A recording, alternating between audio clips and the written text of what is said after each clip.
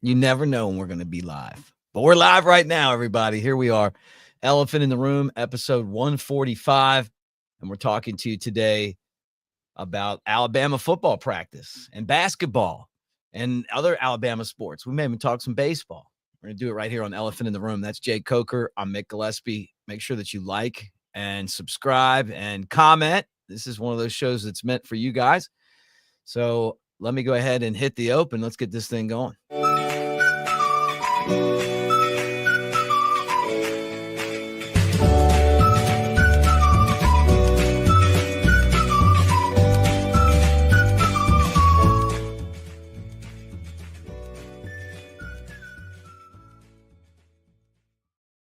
Oh, I love these surprise shows.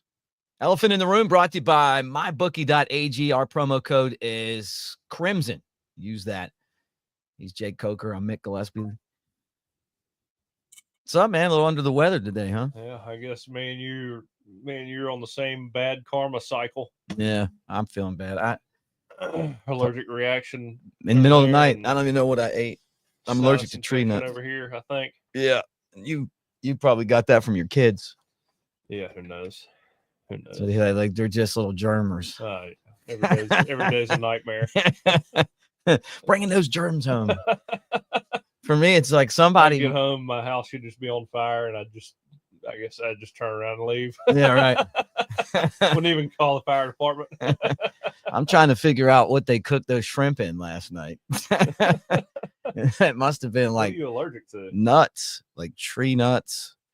Tree nuts. Pistachios are really bad, but other kind. But I did this middle of the night. My hands start swelling, my neck. I can't breathe. I had to like swallow down a bunch of Benadryl, hold them under my tongue, and now I feel like I'm Han Solo in Star Wars, been in a block of ice for about 10 years, and you've thawed me out. So with that said, guys, roll tide. Great to see all you guys. This is going to be a great show. All right, let me just go through and say hi to you guys. Bob, what's up, man? Roll tide right back at you. Brock, yep, what's up? Yep, welcome. The new transfer from Florida State to Bama. We're going to talk some hoops. Nick, roll tide to you right back at you. Michael, thank you, man. AK, always great to see you. You know, Jim's my man here. Great to see him too. All you guys, man. All you guys. We're going to talk about the interview with Isaiah Horton. Love that, man. YouTube, Flossy Sports TV, roll tide. Hampton Sipper, roll tide, Mick.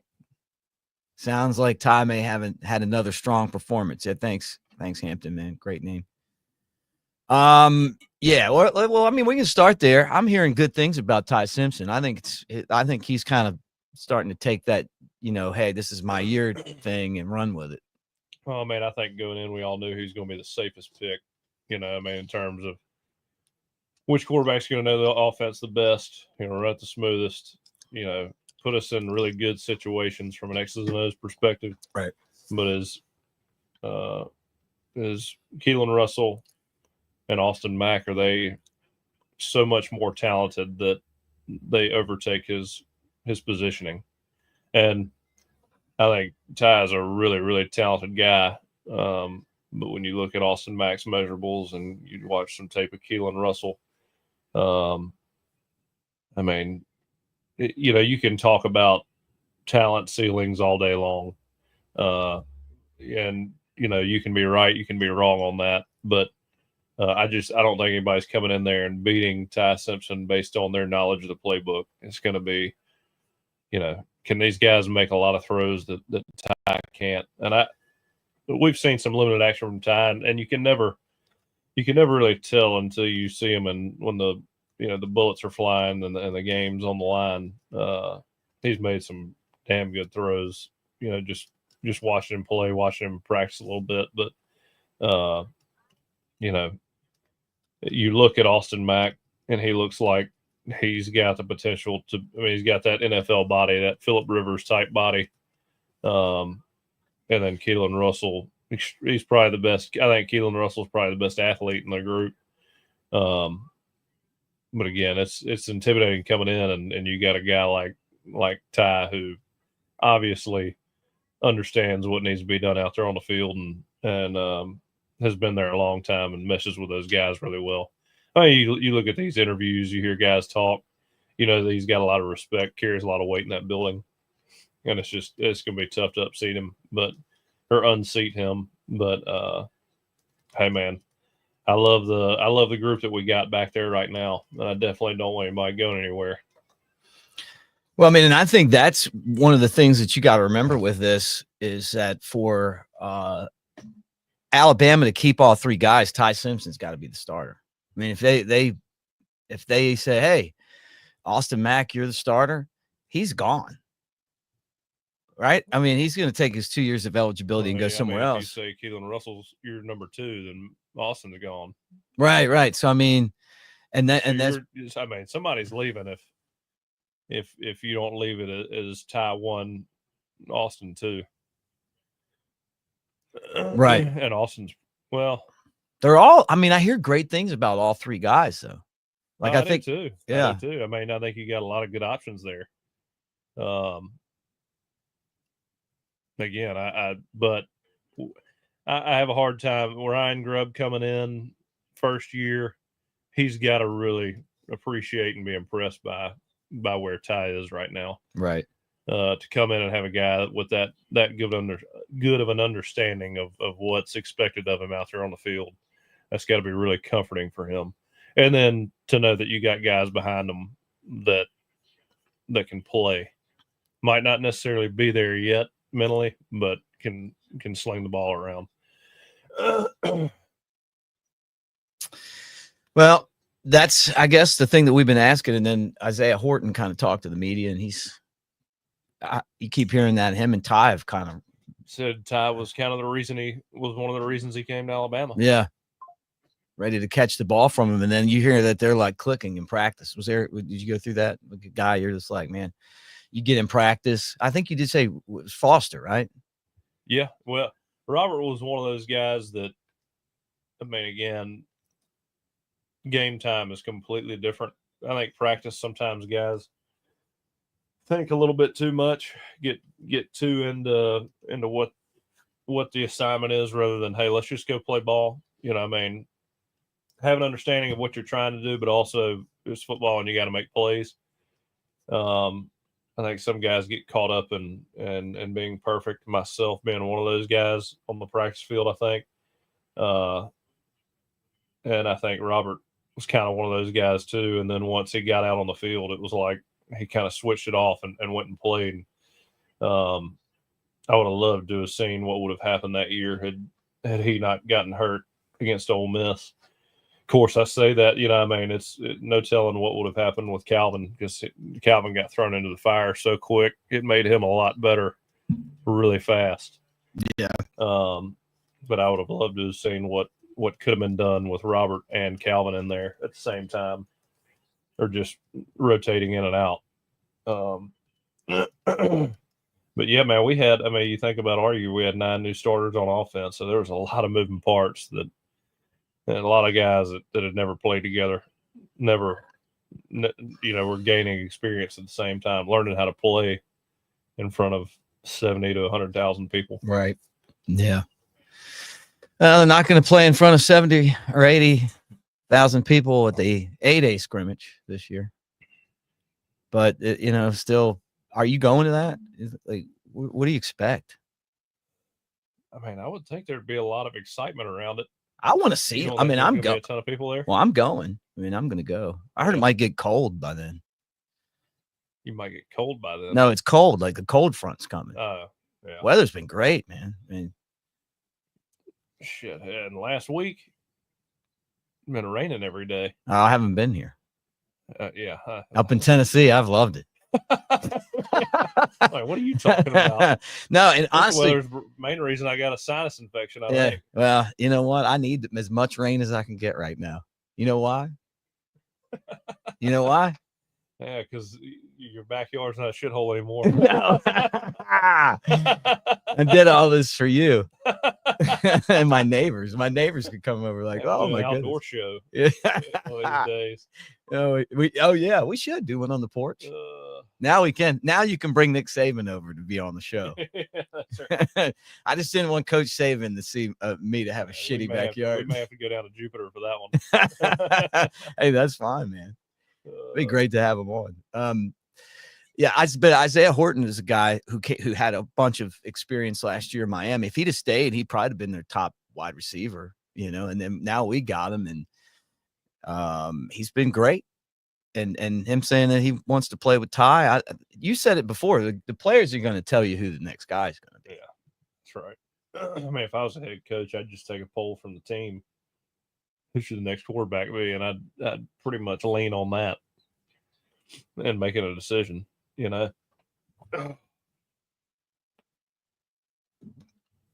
Text him Ryan Brown. He's our boss. Oh yeah. Yeah. Before you get on to me. Before you get on to me, I'm just texting him. Hey Ryan, we're on. We got a show to do. We got a show to do.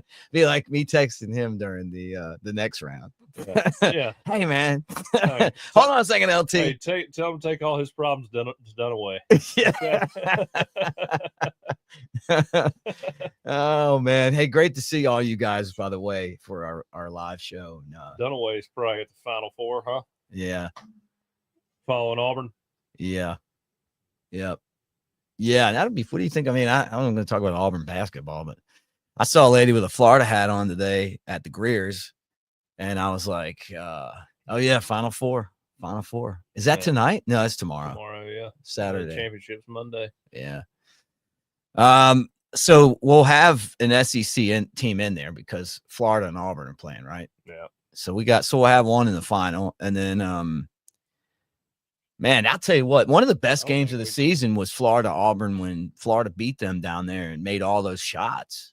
Oh, they beat them pretty bad, didn't they? No, it was close, but Auburn couldn't play a bad game. It's just Florida just kept making all those shots. Yeah.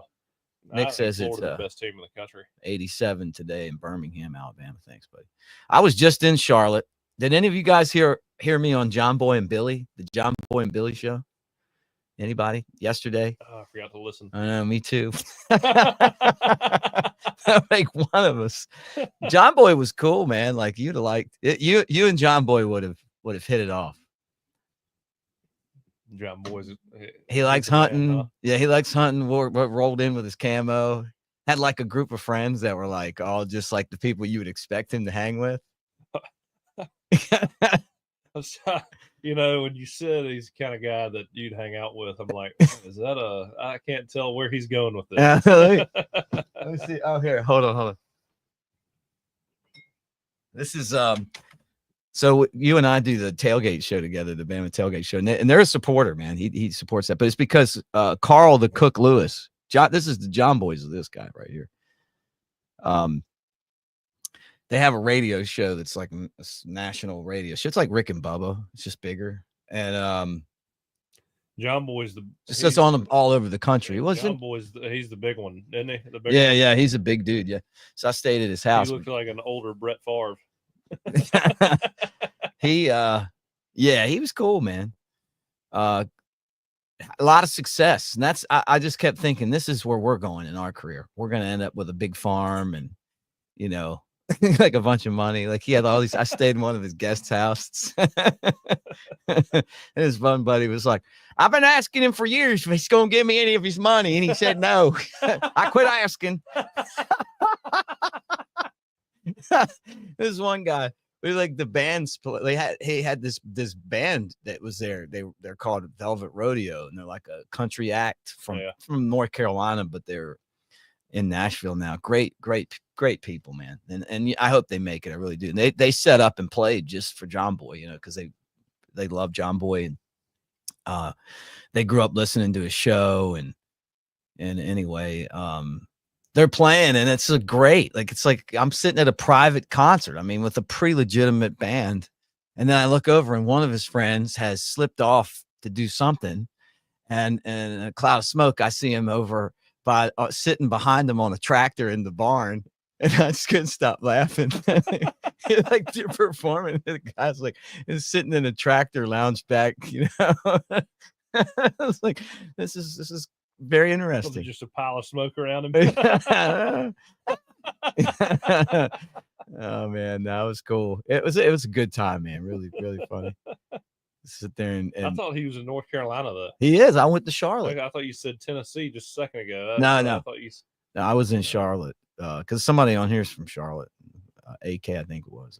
They were in Charlotte, and yeah, I was just there. I had to go past all of the damage from the hurricane, all the flood damage, and man, that the interstate, I think it was Interstate 40, washed out. So they had it open down to like 2 lanes. Yeah. And then you could see where they were working pretty hard to try to get it back open. I was there for a wedding, probably, I don't know, 6 years ago, and it rained like crazy. And that town doesn't take rain too well. No, man, it does not take rain very well at all. So I think a lot of people on here are wondering, as we talk about competition, what's the better barbecue? North Carolina style barbecue or Memphis style barbecue? See, I haven't had Memphis or North Carolina. All I've had is Texas, and I don't count Alabama and Alabama barbecues. That North Alabama white sauce. Alabama barbecue is like people say good barbecue. It's real good. It's like it's a C- in comparison to the stuff I've had in Texas. Yeah, like everything's better out there. Barbecue wise, and I'm sure it's the same in Memphis and North Carolina. Like a little brisket action. Yeah, because I mean, when I was a little going out to Texas, I know I mentioned this on this podcast, but I got a Traeger just so I could do briskets and stuff. Right, you can't get a brisket around here, except for like a brisket sandwich at Buc-ee's. And when the best brisket sandwich around is at a gas station, I mean, I know Buc-ee's isn't your typical gas station. I do like Buc-ee's. I don't like the Buc-ee's crowd, but I like the Buc-ee's around. Then you don't have very good barbecue. I mean, it's not well. And when I say crowd, I don't mean the Buc-ee's people. I mean just the crowd itself. Oh yeah. Can't stand that. Guys, we're brought to you by mybookie.ag. Use the promo code next round to double your initial deposit. Let me throw this up here. So you guys have this, because I know you're going, what are you doing? Yep. 50% deposit bonus up to $1,000 plus a $10 casino chip when using the code Crimson at mybookie.ag. mybookie.ag. So before, I know some of you guys are wanting to talk basketball. Mo Diabate transfer portal. Is he really? That's what somebody just posted. I didn't see that yet. I did see where we got a 7-footer from Bucknell and a guy that just transferred in from Florida State. I don't know why Mo would want to transfer. He played a lot this year. I thought he was like, him and Chris Youngblood were kind of right there, even with the playmakers behind Grant Nelson and Mark Sears. Yeah, who knows, man? I mean, maybe it's money. You can go out and get more NIL money. Yeah. Maybe to go test your value. I heard that kid from Florida State shoots like 40% from 3. Does he? Yeah, we're gonna have I say that it's gonna be weird not seeing Grant Nelson and really weird not seeing Mark Sears around. I feel like he's been in Alabama for what? Tyler Bowl. Is it Tyler Bowen from Florida State? Yeah, did I say that right? Yeah. 29 games, 27 starts for Florida State. 8 points, 5.2 rebounds, 1.5 blocks per game. He was a sophomore. 8 points a game? Yeah, 47.7% from the field, 41.4% from 3. So, I mean, when he doesn't take a lot of shots, but when he does, when he can come to Alabama, man, we take a lot of shots. Yeah. 5'10", 195. Well, I know Nate Oates has an algorithm for it. Man, it's not all just scouting. He's looking at a lot. He's a lot more analytical with it, and it's worked for the last 5 years he's been here. So, pick Bama over Florida State, Rutgers, LSU, Duke, UConn, Indiana. Wow, Iowa, Arkansas. Pretty good list. I just think you get Nate Oates gets you in there, it's gonna be hard to talk about. Basically If you like shooting, Yeah. why would you go anywhere else? Yeah, Diabate is in the transfer portal according to On3. Testing the market. Maybe. Well, man, the worst part about this is we are now in the dead heat of the worst time of year for sports. And I know you hate hearing that.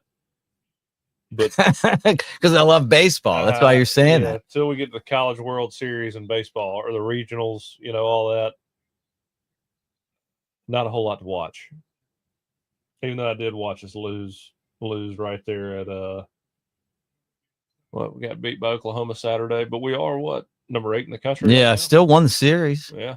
They're doing a good job, man. You got to give Rob Vaughn a bunch of credit. You see, he has been a guy who finds superstars. I mean, Jackson Merrill, who's a Padre, just got like a 9-year, $1 billion, gazillion dollar contract from the Padres or something like that. Attaboy. That was a Rob Vaughn guy. And then Matt Shaw is the starting Maryland guy. Yeah, Matt Shaw is the starting third baseman for the Cubs.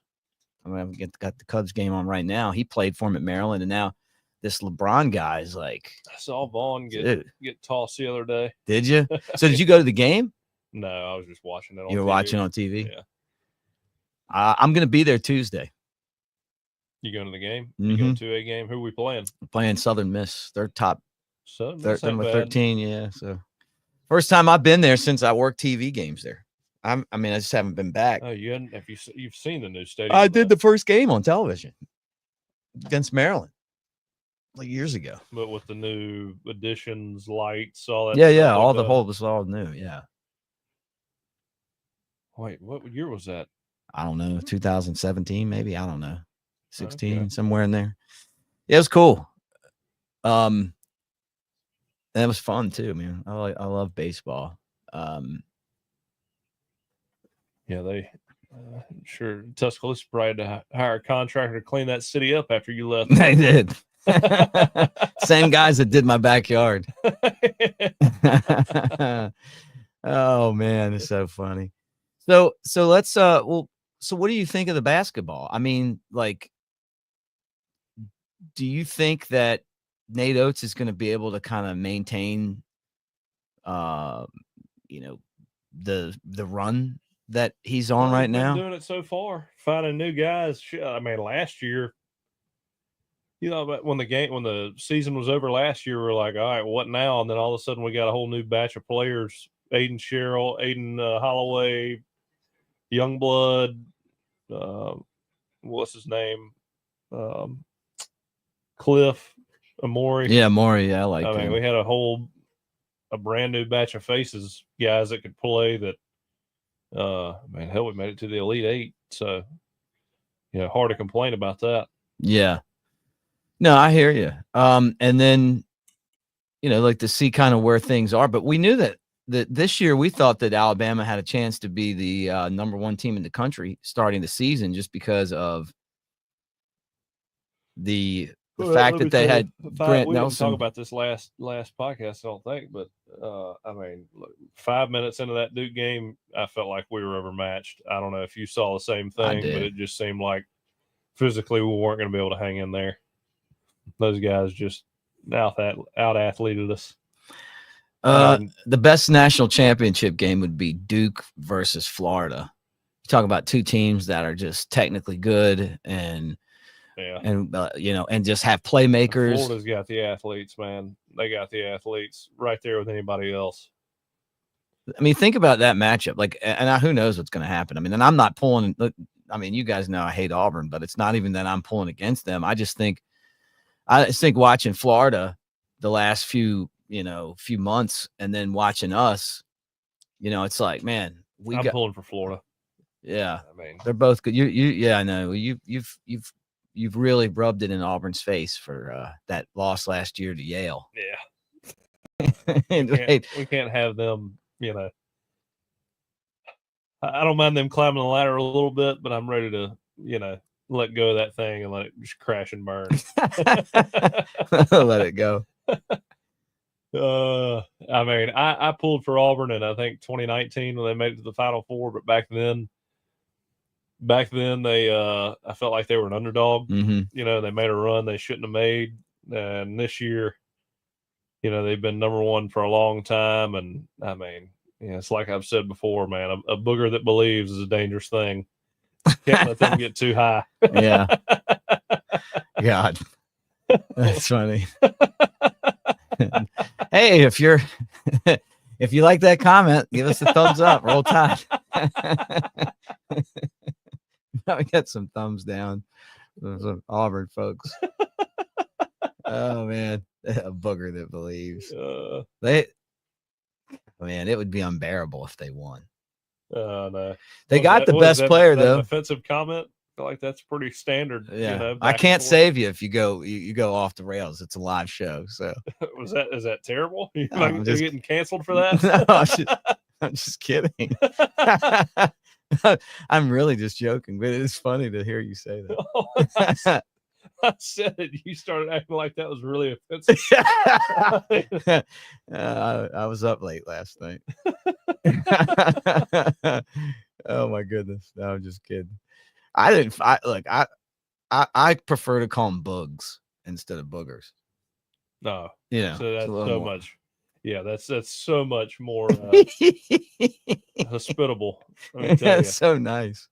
Jeez. Oh my goodness.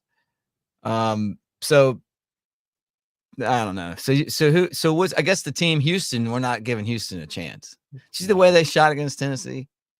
Yeah, but Tennessee played so bad. Yeah. I mean, I think it was the worst shooting game they had all year. So what happens is, if you guys haven't been to a Final Four, I went when it was in Atlanta. I went to the Final Four in the national championship game. I mean, it's been a while, 2002.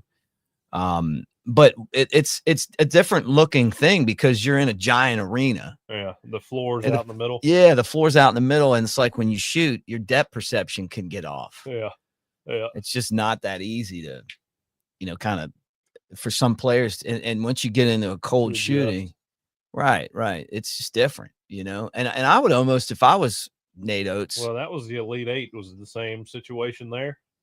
I don't know. I just know the Final Four is.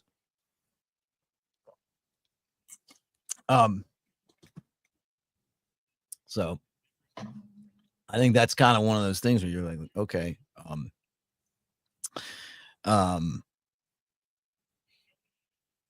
you got to just get used to doing it. If I was Nate Oates, I'd try to play in any tournament where they play in a gym like that, or like just to get used to it, if it's even possible. You'd think it wouldn't be that much different than playing in Coleman, though. I mean, no, I'm talking about like playing it was in a dome. You know what I mean? Like it'd be like playing at Bryant Denny if there was a roof on it. You play on a playground. Yeah. Outside. You gotta get those shots. And hey guys, if you're hanging with us, man, please give us a thumbs up, Roll Tide. Anything you want to talk about, get in the comment section, throw us yeah.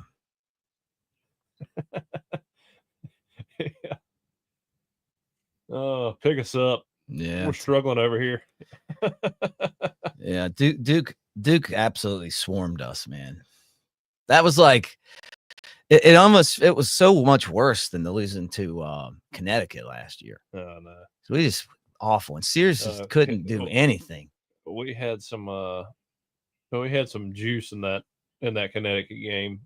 Grant Nelson dunking on their big guy and bringing it within 2 points, and felt like we had a lot of fight. I mean, look, I know our guys played hard. It just didn't seem like we had the same fire this year that we had last year. It felt like something was a little off. Yeah. But with that said, it's not like we had a bad season. We still made it to the Elite Eight. Yeah. Even with, all of that. Yeah, we're starting to treat the basketball program like the football program. Yeah. I would love to see us win a national championship, though. I wonder if Duke has the same transfer problem that Alabama's going to have. Every school does. I mean, every school will.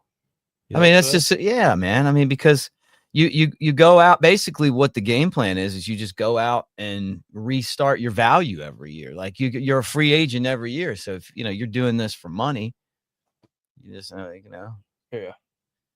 I mean, because if you were doing it to win, I mean, Alabama's been to the Final Four and the Elite Eight in back-to-back seasons. If you're Mo Diabate, like, what are you doing?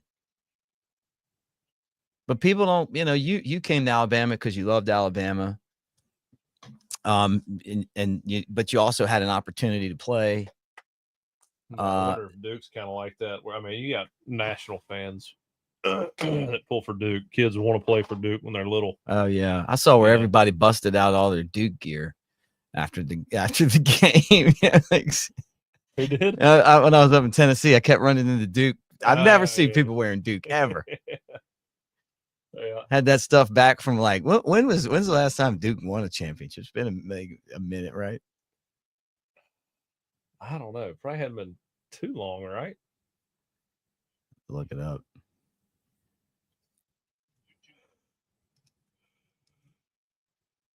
Have you ever been to Cameron Indoor? Yeah. Broadcasted a women's game there. Bama women played there one time. It was cool. Like you get in there.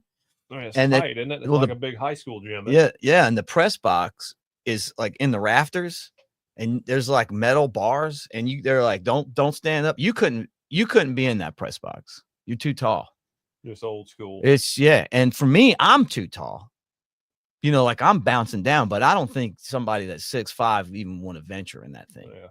Because you're doing this the whole time. They won in 2015. So they won 91, 92, 01, 10, and 15. Who'd they beat in 2015?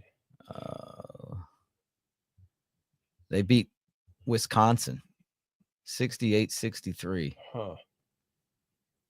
I remember that. Yeah, I remember that. I really remember that Villanova national championship in 16. Yeah. I was working out and I was staying with Richard Mullaney up in Tuscaloosa. We watched that game together. First buzzer beater national championship I've ever seen. Oh, yeah. How about that, man? Michael Jordan, man. They used to show the Michael Jordan clip when he was at North Carolina, winning the championship on a buzzer beater. He hit the short corner. Yeah, like kind of fading away. Yeah. Pretty cool. He went on to had a decent career. Yeah. I didn't realize the 3-point line wasn't around until what is it, like the early 90s? Yeah. Yeah. There's a lot of twos back then.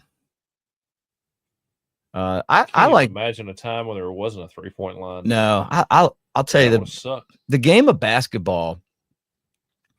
It's definitely got like it's a good game. You know what I mean? Like it's fast. You got a lot of action. It times out well for TV. The rules are easy to kind of understand. It's not like, sometimes watching hockey, you don't know what's going on. Yeah. And I've really enjoyed the last couple college basketball seasons. I mean, just like seeing these teams it's play. a lot more fun when you got a team that's in it. Yeah, I mean, this may be the only time. Like if Nate Oates leaves, I mean, and I thought maybe he might just. I heard there was another rumor going around. Kansas? No, not Kansas. What am I thinking? Maryland. I think it was Maryland. Maryland, yeah, I heard that, but that coach isn't too high on Maryland. The Maryland coach isn't too high on Maryland right now, I don't think. No, Maryland doesn't have any money, and then on top of that, it's there's a lot of politics up in on that campus. So it's when you got things pretty much laid out at Alabama if you're Nate Oates. So if you're going to leave, you got to go to a perfect situation, which I would think like North Carolina, Michigan State.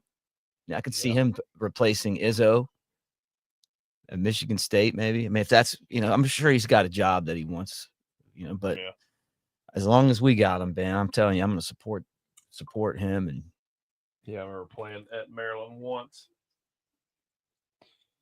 You got heckled really hard. I remember you telling me. Yeah. It was the best one of those. Freaking those kind of games are, man, that's just tough. We beat the hell out of them, but it was, again, when it's quiet enough where you can hear individual voices and they're not there to pull for their team because they know what's about to happen. Yeah, right. They're just there to get hammered and yeah. talk shit the whole game. Yeah. And you fly up there, it's cold as hell. You walk into that visiting locker room, and I'm convinced now that every single university wants their visiting locker room to be the worst atmosphere possible for the opposing team. I mean, Maryland's was like these tiny little, these like middle school metal lockers. Yeah. And they had just a one wooden bench that went all the way down the locker room. And I mean, nothing beats Auburn. Auburn was by far the worst, but Maryland was right there with them.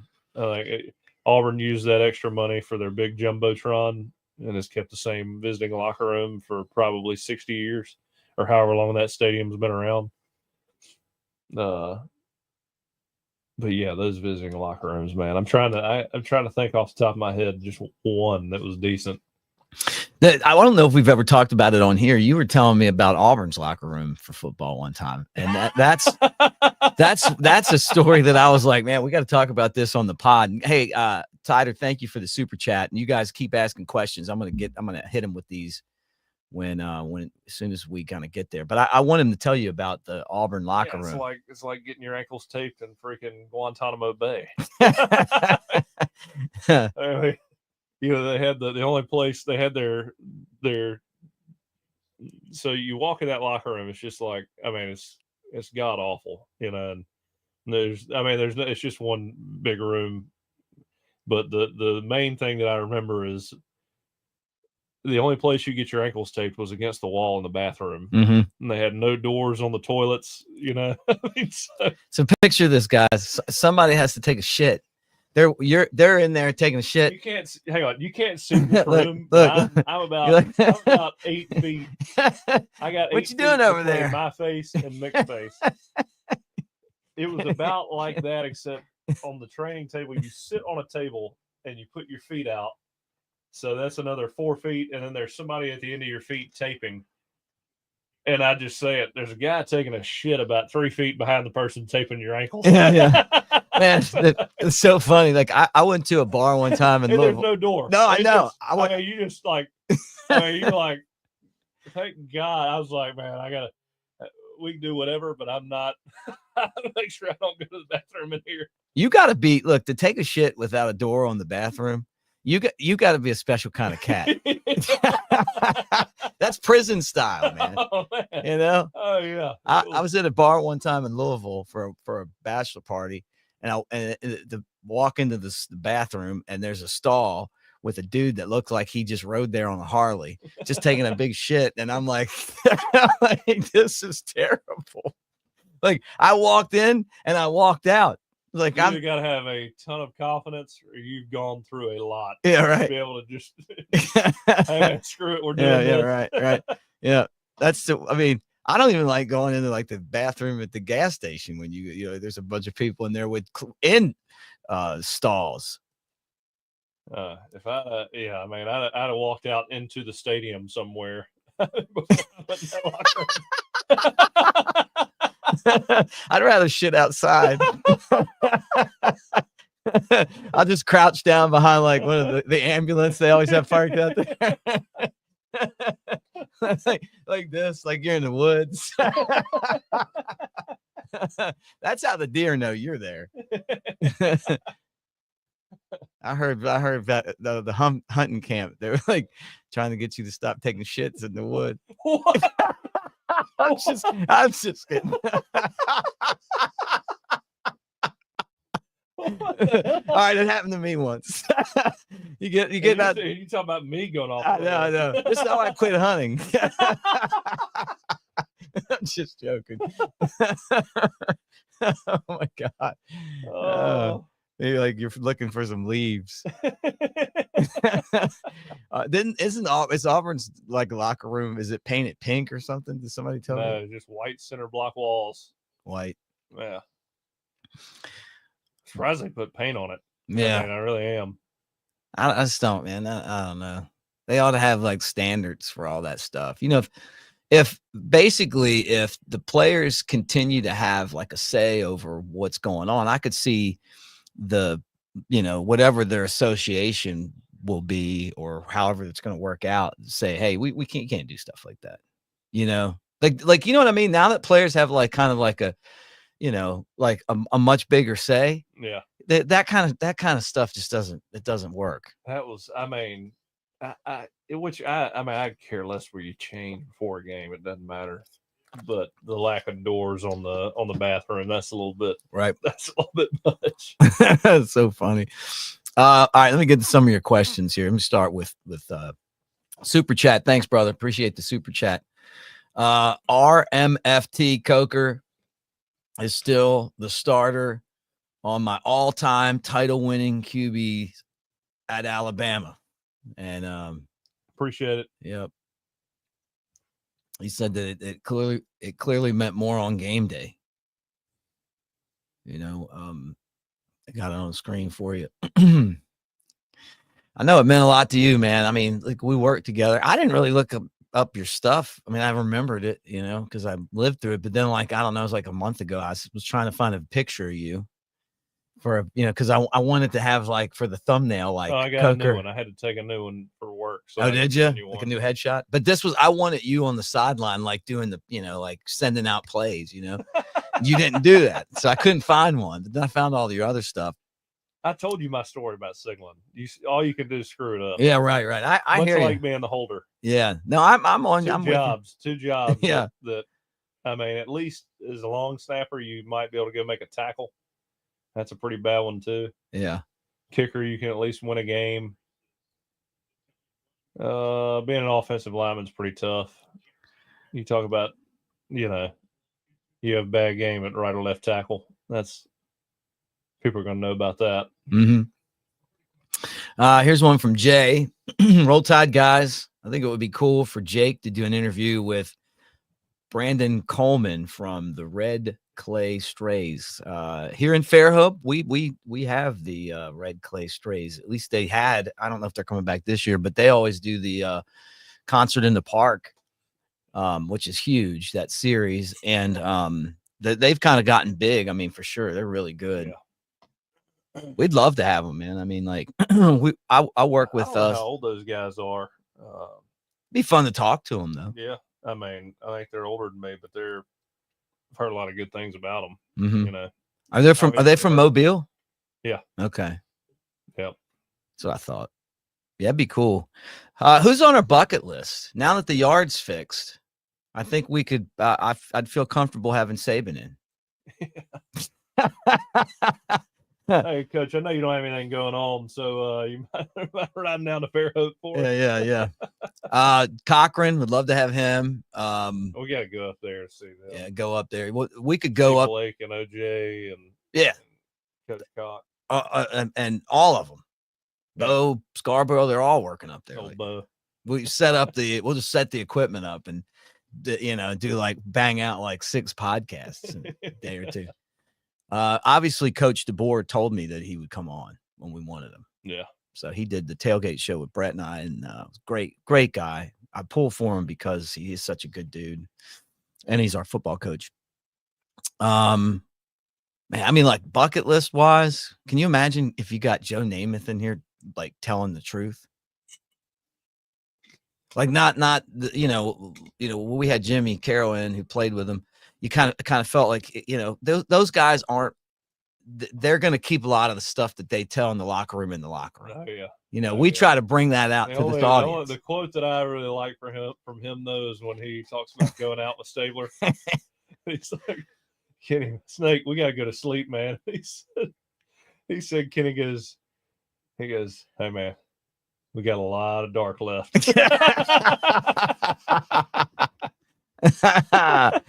God, I love it. I love it.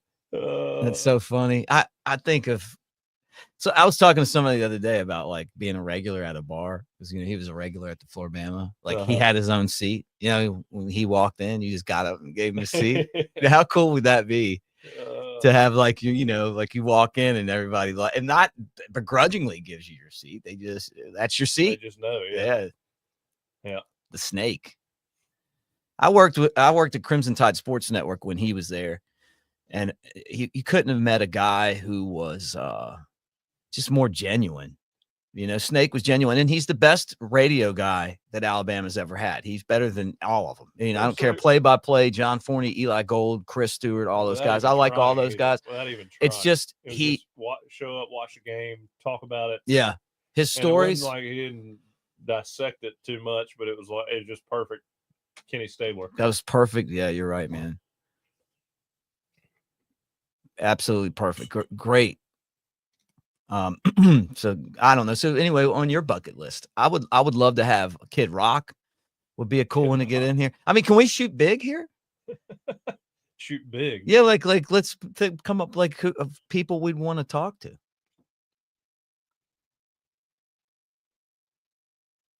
John Daly. Oh yeah. That would be awesome. It'd be fun. Hank Jr. would be fun because he's a big Bama fan. Yeah.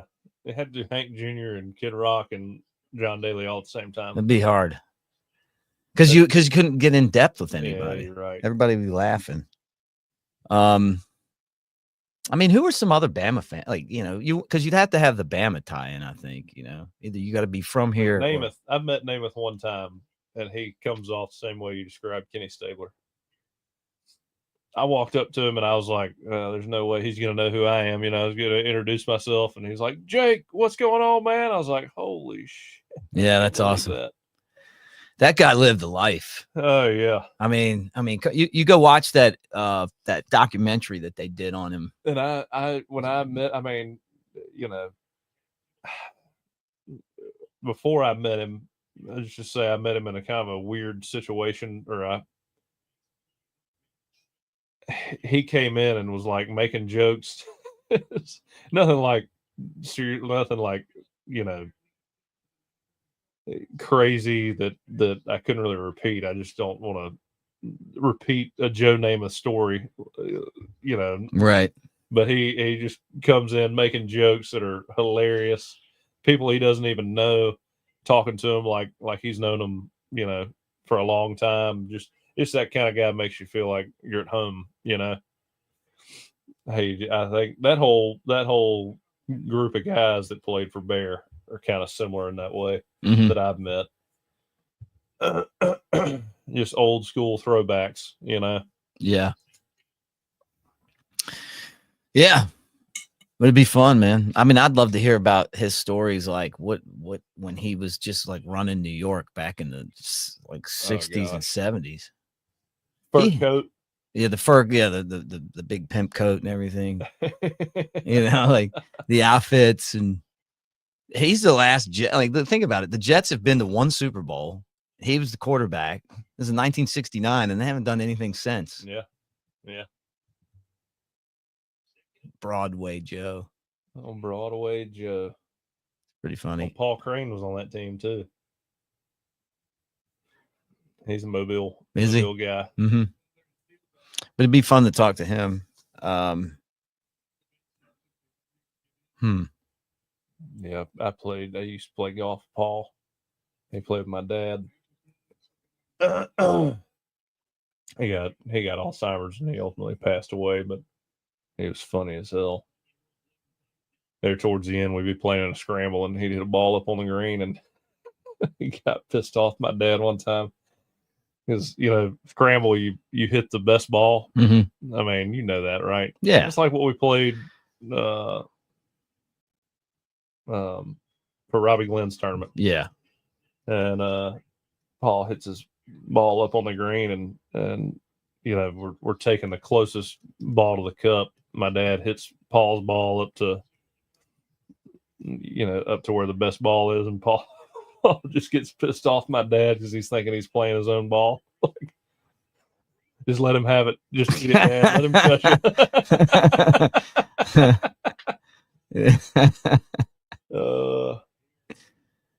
Oh man! And hell, I was out on the golf course. Ray Perkins was out there playing with us. Did I tell you that story? We're playing same as an Alabama A Club event, and Ray showed up and he played with my dad and some other guys, and my dad calls me and goes, "Hey, I think Ray's having a heart attack. You need to come over here." And I had What? Got this comment. Just keep talking, but I got a comment. And I'm with Dr. McCullough and who also played at Alabama, and I'm like trying to get him to Ray as fast as I can. And Ray's laying on the ground when we get there, and Dr. McCullough's holding his hand, and he goes, and his language, I believe, is a little more colorful, but Dr. McCullough goes, "Are you dizzy? You dizzy?" And I mean, Ray had just fallen on the ground. He's looking at Dr. McCullough. He goes, "What the hell do you think?" I'm sitting over here having a heart attack. This comment's directed at you. It says it's from everything. I shit out of my tree stand once. Sounds like a squirrel hitting the ground.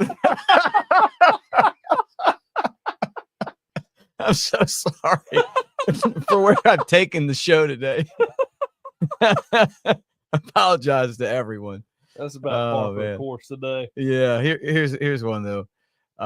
Nick, and you gave us a super chat, Nick. Thank you, man. And guys, thumbs up, get in the comment section. Obviously, this is our the elephant in the room is in the locker room. So locker room talk today. But my question is, does anyone feel like Wilkin Formby is developed and will be a solid right tackle? I'm pulling for him, he said.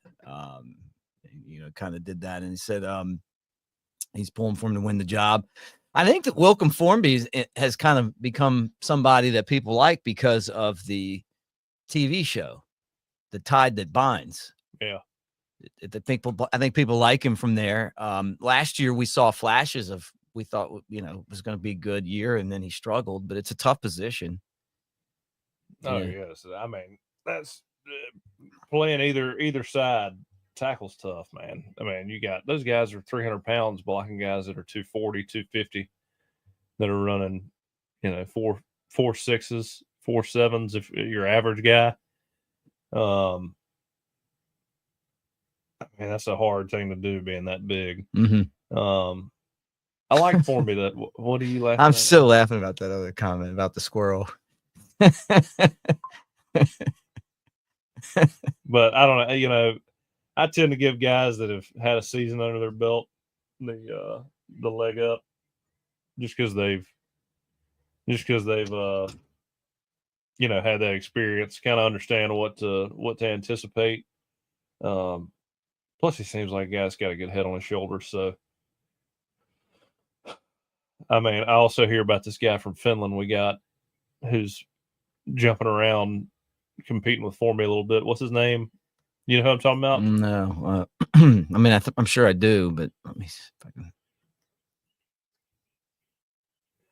Well, I don't know. I like where we're at. And also, man, I think that it sounds to me like there's a lot of positive feedback coming from Ryan Grubb. And I continuously hear good things about the way he's coming together with that team. Sounds like the guys trust him a lot, Oh, yeah. And it hadn't taken long. I'm going to Cover Crimson. I'm going to pull up Clint's depth chart that he puts on here, man. He's so good. I love the depth chart. You guys can join us, covercrimson.com right now. The annual subscription is $25 off. Got all the roster information and everything. Whew. If you're just getting in, we both, he's a little under the weather, and I had to take a bunch of Benadryl last night. I feel like I got out of a coma today. So people asking me questions. I'm like, huh? Oh, yeah. I guess that's true. Yeah, hell, I took some melatonin last night trying to sleep through the sore throat and the sinus infection stuff. Oh, yeah. It didn't help. No. I mean, it helped, but not enough. I think I may go the NyQuil route tonight. Yeah. Olus. Yeah, Olus. All in. I'm probably mispronouncing that, but that's who I thought it was. I just couldn't remember his name. I knew it was something like that. Look, I don't care who wins the job on the offensive line. I just hope that we block better this year. Yeah. Well, hopefully our boy Olus will push everybody. if he's not a guy. Yeah. You know, I mean, those foreigners. I played with one of Bjorn Werner. Those foreigners. They're disciplined. Yeah, right. Disciplined. They came over here to get the job done. Oh yeah. Who was it? Was on your team? Bjorn Werner. Oh yeah, yeah. What position did he play? He's a defensive end. Okay, He's an yeah. animal. Great guy too. Was Man. he? We used to ride. We used to be in. I can't remember what class we were in together. It was an 8 o'clock class, and we both had scooters back in the day. We'd ride in formation to class. He was funny as hell, man. Big old dude with the German accent. He was funny. I think he's become a pretty big podcaster. Has he? Yeah. Yeah, that'd be cool. No. What if we were supposed to be on Tony Curry's podcast, and then Bjorn used to always call me a redneck. He said I'm just a redneck from Alabama. Really? You're like, thank you. Did you tell him about that squirrel? I mean, he's joking, you know. Oh yeah, yeah. Stay away from the tree stand.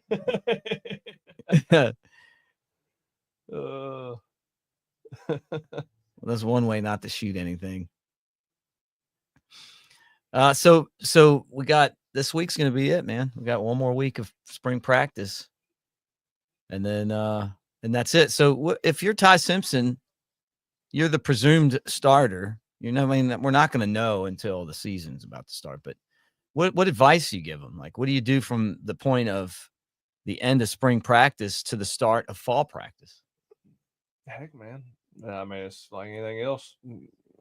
He's put all the work in necessary till now. Go out there and have fun. I mean, that's what it's all about. I wish I'd have had that mindset a little bit more. Instead of sometimes going out there, you know, all wound up about doing everything right. Just go out there and have fun every now and then, you know. Which I don't know. Every guy's different. Different things make different guys tick. But if I'm him, it's going to be his, second to last spring, I guess. Yeah, I don't know if I guess he doesn't have a COVID year, I don't think. I'll be glad when all that's over with. Yes. People still have COVID years? I think so. Jeez. I mean, there's guys on Auburn that are playing at 25 years old. I don't know how that's possible without a COVID year. Yeah. Well, I think that's one of those things where you're like, you look at, if you're Alabama, you look and you go, you know what, man, that may, having guys that are talented are great, but you know, you can't worry about developing as much anymore because you develop and then they'll go somewhere else and play. Yeah. You know, it's almost like, hey, let the development. It's got to dumb the game down a little bit because you can't. I mean, it takes time to learn a nuance of each system, and if you've got 1 or 2 years and you're at 3 different schools, I mean, you're just not going to have time to really mesh with everybody else. It's going to become a worse product, in my opinion. Right. But yeah, man, it's going to be hard to dedicate all that time and all those resources to each guy when they're only going to be around for a short period of time. Yeah. But, I mean, well, it worked out for when Coach Saban was there. It worked out, man. I mean, you think about Jameson Williams, a lot of other guys. I can't think of them off the top of my head right now. But Gibbs. Yeah, Jahmyr Gibbs. I mean, Who's the center from? That's it. Was it with the Eagles? Yeah. Well, he's not a center in the NFL. I can see his face. You know what I'm talking about. Yeah. Somebody help us. State. But I mean, like, look, it's Landon Dickerson. Thanks, AK. Yeah. Thank you. Yeah. So I mean, I guess it's part of the game now. But you look at it and it's like, you know, you kind of feel like you got to be careful with like where you put your resources. You want to get, like, if you're going to get a transfer, you want to get somebody like Isaiah Horton that can come in and help you right now. Yeah. I mean, and a guy that's, when you bring him in, you think he's going to be a pretty good leader too. I mean, be more of an asset to a team than, I mean, you get a couple bad guys. I mean, I say bad guys. I know what guys you mean. that don't help They build the pout, culture there. right? Aren't going to fit in. Mm-hmm. Pout when they don't play. Yeah, that can. It doesn't take much to derail the mentality of a team. Yep. Final topic today. Did you see where Greg Byrne was on a podcast and he was like, "We're not flush with cash at Alabama," talking about like just the money to, I'm guessing for players or whatever. But I mean, I hadn't seen that, but it doesn't. I mean, that's what I would expect in comparison to. Yeah, A&M, SMU. That's going to be SMU is going to become a powerhouse. Mm-hmm. I mean, these Texas schools are really, really going to start overpowering some people. We just gotta, and I don't want to be the negative guy, but I mean the brand and the Alabama football brand. I mean, guys got to want to come and play for Mm-hmm. Alabama.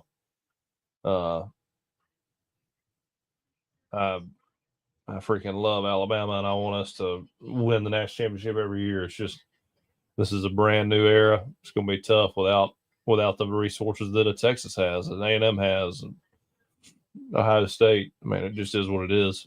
But you got to find a way somehow. And when we do win, which I wholeheartedly believe with Kalen DeBoer, it's going to mean a lot to the state. Right. You're going to have guys in there that are mentally tough, that are doing it the right way, and want to play for Alabama, that are going to win us a national championship. You got to want, man. You got to hope that happens.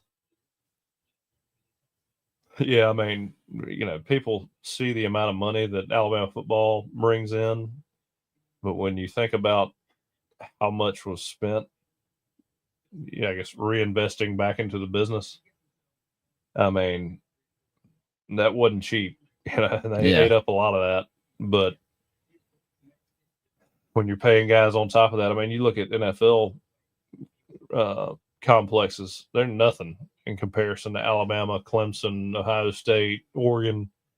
I mean, those places just that they don't build out the infrastructure because they're spending a ton on the employees. Mm-hmm. I mean, you got to pick either one or the other, and we got great infrastructure right now, but to ask to pay players a boatload of money on top of that, it's going to be tough unless they find new sources of revenue, or they get money from a wide net. Mm-hmm. It's.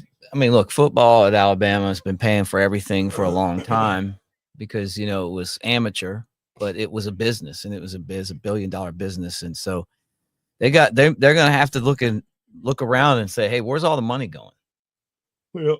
And that's the thing. There's money there, but it's just not. It's just that there's going to have to be some tough decisions made, and that's it. And it starts and ends with football, and then maybe basketball second, and then the rest of the sports are going to have to just take what's left, because we were talking about. I mean, I've talked about this before, and I do want to say that women's basketball had a really good year, and I like the way they fought, and I thought that they played. They had the kind of season that you expect to have at Alabama. I mean, not one day that I think they were going to win any championships, but for their standard, that's about as good as we've seen in a long time.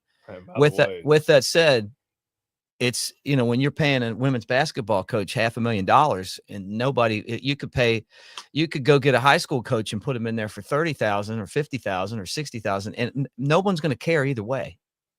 You know what I mean? Like this, they're just not. But if you go and you take that $500,000 and you put it into players for the football team, and those guys help you win, it's helping the economy. More kids are enrolling in school. The entire country's paying attention to it. It just forget about it's business. And they're going to have to look at it that way if that's what's going to happen, unless they make up some kind of rule where the NCAA says, hey, you know what, we're going to make a level playing field. But right now, it's not a level playing field. Like you said, I mean, the fact that SMU and Ohio State and Michigan can just go buy these teams and win championships with it's bull crap. Yeah. I mean, it is what Texas A&M. I mean, they're just going to spend, and it's like no other sport can you do this because there's no competitive balance here. Yeah. So I say either we're either going to get left behind or we're going to have to figure out how to compete. Yeah. And from competing for us is winning championships. I mean, who comes up and never asks you, and not offensive to the team. I thought it was a good team, but 2014. Everybody talks to you about 2015 because that's how Alabama fans are. I mean, just as and that was a championship team. They won the championship in for the SEC, but we have this standard that is just, and it's been like that before I even when I got here, it was like that. And they had won championship since 92 when I was in school. And then they had really only had won that one since Bear Bryant. And then now, obviously Saban came in and won a bunch of them. But there's people that don't think it's a successful season if Bama's not holding the trophy at the end of the year. Yeah. Yeah. I mean, I think every Alabama fan at this point thinks that. Yeah. I mean, the thought. No disrespect to the 14 team. You understand what I'm saying, though. I love that team. A lot of the pressure that I put on myself was that. I mean, when that Clemson game, I've said on this podcast so many times, I didn't want to be the first quarterback to lose a national championship game for Coach Saban because that's how. I mean, I knew that's how I would be remembered. That the team would be forgotten. Mm-hmm. I mean, it just when you set the bar that high, that's the expectation. Let me explain this. I mean, Coach Cochran took one of those runner-up trophies and crushed it in the locker room. Did you see it? Were you there? I was not. I heard about this though. So that would have been the runner-up before we won in 2000. We lost to Clemson. Right. Yeah. Okay. Yeah, and then we could have done it when it wasn't on camera.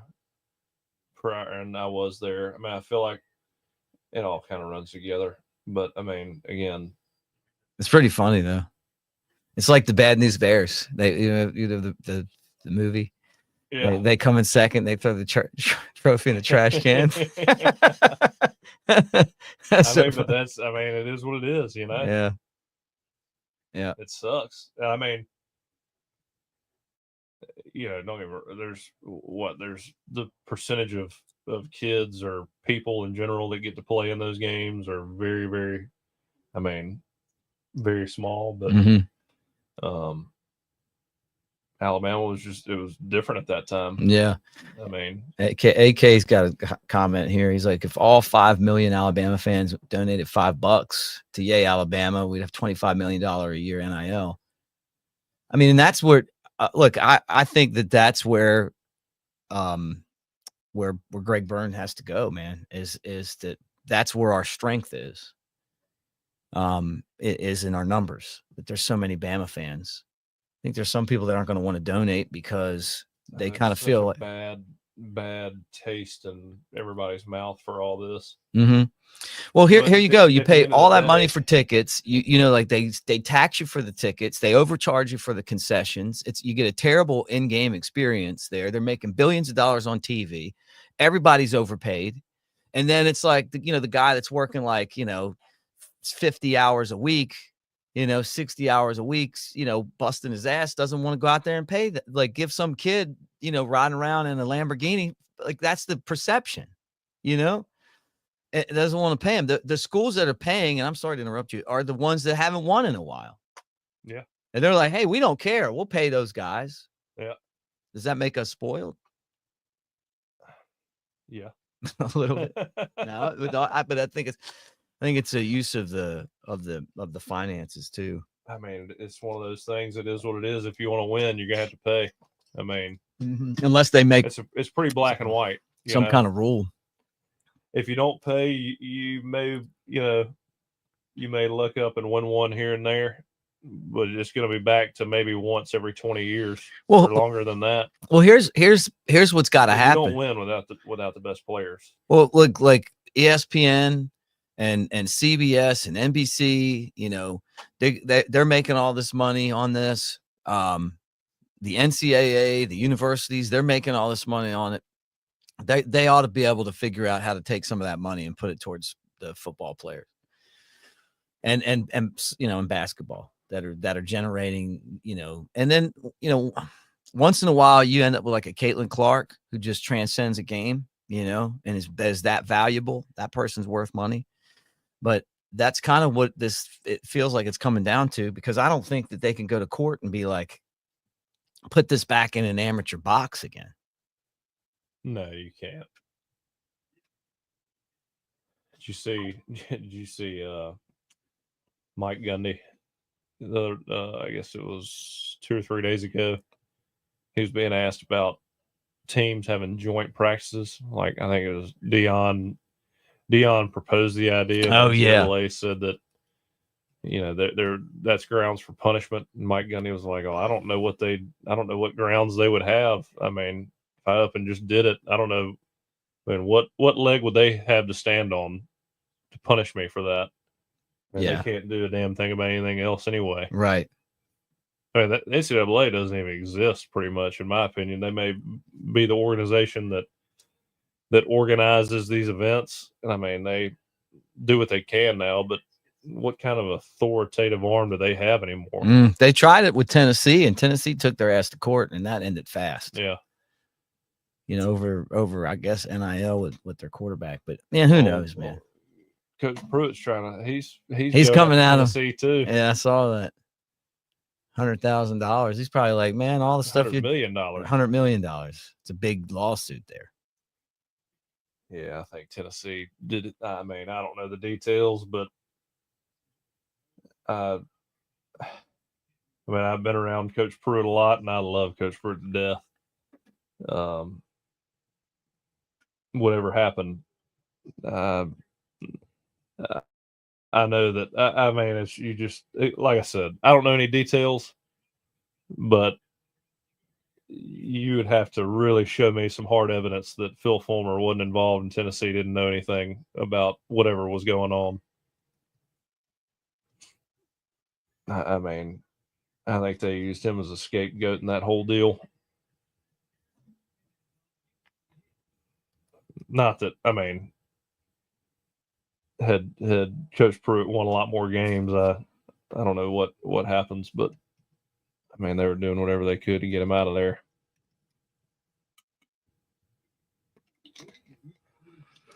Did you hear any of that? Or you? I don't know. That's not a good. I mean, I know that's what happened, but I mean, like,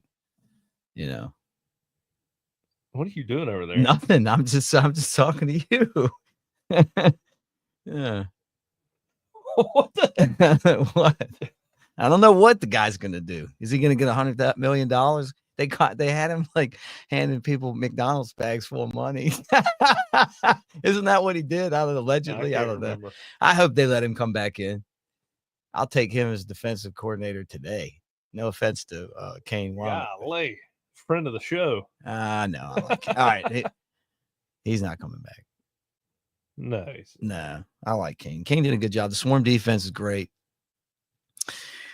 We just gotta get after it again. I'm sure Pruitt's just hoping that he can just get back to work.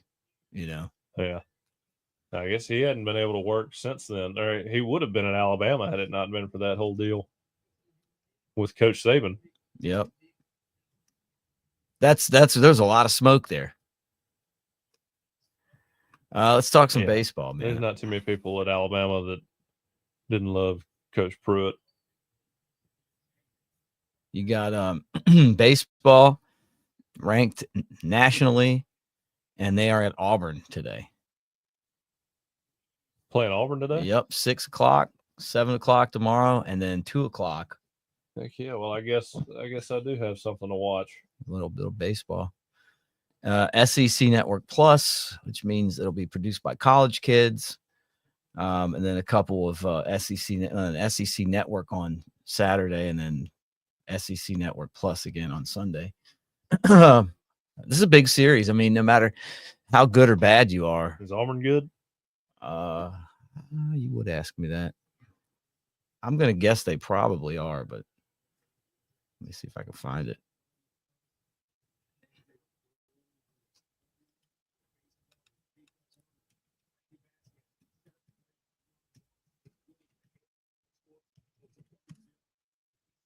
All right, let's go here. Let's see what we got.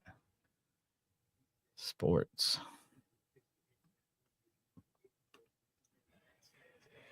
Oh man. Pulling it up. Auburn is 4-5 in the conference. Oh, so not very 29-9. Arkansas, Georgia, and Tennessee and Texas are all 8-1. LSU's 8-2. Bama's 6-3. Ole Miss 6-3. Oklahoma 5-5. This is a good league, man. I mean, you talk about it like Auburn Adding 4. Oklahoma and Texas was pretty big Yeah. baseball wise. I mean, you look down this list. It's a pretty good list. Man, Mississippi. I'll tell you what, this chair has gotten way less comfortable since the last time I sat in it. Oh, matter. I've gotten fatter. Yeah, you look like you've been eating a lot. No, I'm just kidding. It's been a while since you've been in here. The Mississippi State fans are like right now, they're having a tough time.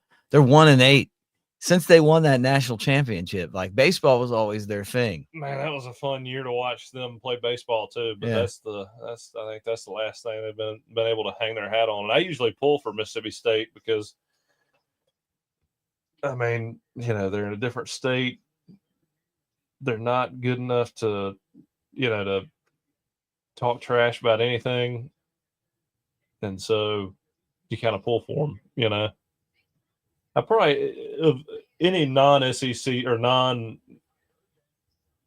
any SEC school out of Alabama, who do you pull for the most?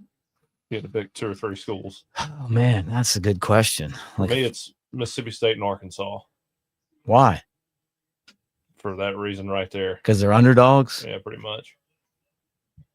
Jeez, I don't know. I guess for me, I pull for the league if they're not playing us, just because I want the league to be good. Genuinely pull for, like, kind of like them. You don't dislike them, and you actually kind of pull for them just because you want to pull for them. Yeah, maybe like individuals, but not like teams, right? I pull for Kentucky baseball because Darren Hedrick. Yeah, I pull for Kentucky football. My buddy's the broadcaster for baseball. Stoops. Yeah. But I don't know. I pull for. I like Tony. I told you Tony Vitello, the coach of Tennessee baseball. I like him. I know him. He's a good dude. Yeah. I mean, just outside of he drove me crazy 2-3 years ago. I know everybody hated him. I hate. He's chain or fur coat. Yeah. The pimp jacket. Yeah. Yeah, they still do that. Are they? I don't think you're allowed to do some of that stuff anymore. I don't know. Tennessee's. I mean, they're already kind of hard to like, and then you throw that. You're like, hate those guys. So you're not going to the 8A game then? How about practice on Tuesday next week? No, that open practice. No, too busy. Yeah, I got a long day Tuesday. Hope I feel better by then. Yeah. My gosh. Me too. I'll feel better in the morning. Well, appreciate all you guys for hanging out with us. Yeah, we'll get the energy up next time. You guys, I'm about ready to just crash. Are you? You look exhausted. Yeah. AK said he used to pull for Georgia before they started trying to steal our thunder. That's about the same way. I was kind of the same way. All right. When I got to Alabama, that's when the running joke started. It was Bama 2.0 because they're trying to hire all our guys and do the same stuff. And then the only thing that has me torn is because I love Coach Smart, so I want him to do well, but it is hard to pull for those Georgia fans because, man, when we went there and we went in there as underdogs, it was the first time that we had been underdogs of Georgia since I think like 2007 or something. Mm-hmm. And I mean, those fans were just, ruthless. And they were about as bad before the game as Ole Miss fans were after the game when we lost at Ole Miss. Georgia just, man, those fans, they think they're on Alabama's level. Yeah, but we beat them pretty much every time. We'll be there this year. We'll talk about that too. But guys, we're brought to you by mybookie.ag. 50% deposit bonus up to $1,000 plus a $10 casino chip when using the code Crimson at mybookie.ag. Hey, we'll be on the message board, covercrimson.com. Clint Lamb, who is on assignment, will be back on Monday. His brother is getting married, so that's a big assignment for him. He's the best man. But sign up, $25 off the annual subscription. Like, subscribe, and thank you guys for the super chats, and thank you for being part of the show. And this was just kind of like a riff session. Yeah. You know, just taking it where it's good. This is the Joe Rogan style podcast. Did you I know this is overtime, I guess. Did you shoot anything good this year? I mean, last year you had like that trophy buck. I took it's my brother-in-law's brother-in-law, and he killed an 8-point with me. That was probably the highlight. Had to knock the does down a little bit. Yeah, that's what you told me. But nothing crazy. Nothing big. Well, it's about to be fishing season, snapper season. Good old days. Yep. Anyway, well, look, you guys, thanks for being here, and we'll do it again soon. Roll Tide, everybody. Thank you.